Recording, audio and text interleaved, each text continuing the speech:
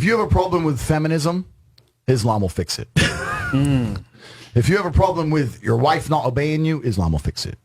Islam fixes a lot of the problems that men are currently facing. Yeah. The problems we're discussing on this show, Islam fixes all of them, right? That's the first thing about Islam.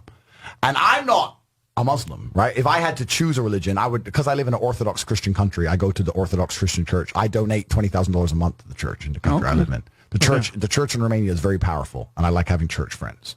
So I give them a lot of money, right? So I would guess I'm an Orthodox Christian. But if I had to bet on one religion as if I were betting on the stock market for the future, you have to bet on Islam. Because Muslims are intolerant.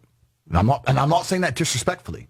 Because if you're tolerant of everything, then you stand for nothing. Yeah. Facts. Christians are so tolerant now.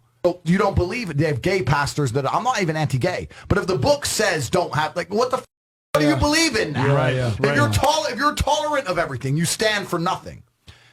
I can walk through London with a T-shirt saying Jesus is gay, and nothing will happen to me. If I did the same thing with the Islamic prophet, I'd be dead before I got to the end of the street. Boom. That's how much they believe and respect. And I respect people who stick up for what they believe in. Yeah. It's not even about me believing in it. I respect them because they believe, and they will defend. Muslims are the only people who will defend their religion. They will defend their beliefs. They refuse to be mocked. They refuse to be insulted. And I respect that about them. I respect that. That's an amazing thing about them, right? And the third point is, and I've been all around the world, some of the best countries in the world today are the first world Muslim nations. Yeah. Qatar, you can go to Qatar, you can fall asleep with $1 million on your lap in the middle of the street.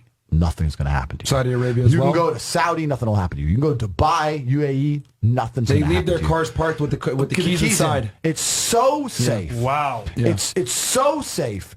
Women, everyone's married. Every woman obeys her husband. Every single woman has 4, 5, 6 kids. Big families. All the things we're talking about, all the problems we have here, right? They've got none of that. None of it.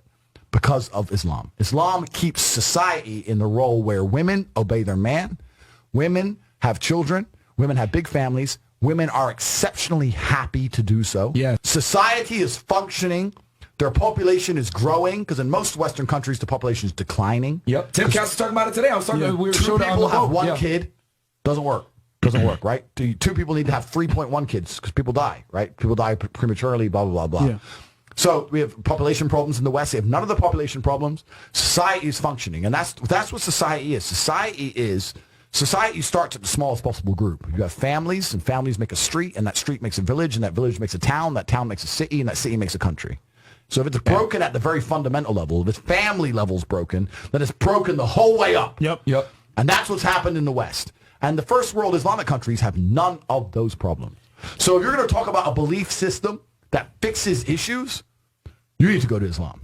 And I will say this that will fix everything.